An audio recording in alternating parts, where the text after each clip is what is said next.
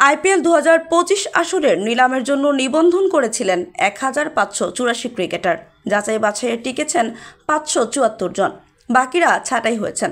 গতকাল শুক্রবার টিকে যাওয়া ক্রিকেটারদের নাম প্রকাশ করেছে আইপিএল কর্তৃপক্ষ।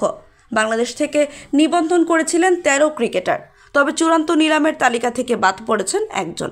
নিবন্ধন করা 13 জনের নাম প্রকাশ না করায় জানা যায়নি কে আসলে বাদ পড়েছেন, তবে যারা টিকেছেন তাদের তালিকা প্রকাশ করা হয়েছে। আইপিএলের মেগা নিলাম এবার হবে সৌদি আরবের জেদ্দায়। 24 ও 25শে নভেম্বর হবে ক্রিকেটার বিকিকিনির সবচেয়ে বড় এ আয়োজন। এই 2 দিনের মধ্যেই 574 ক্রিকেটারের নাম উঠবে নিলামে।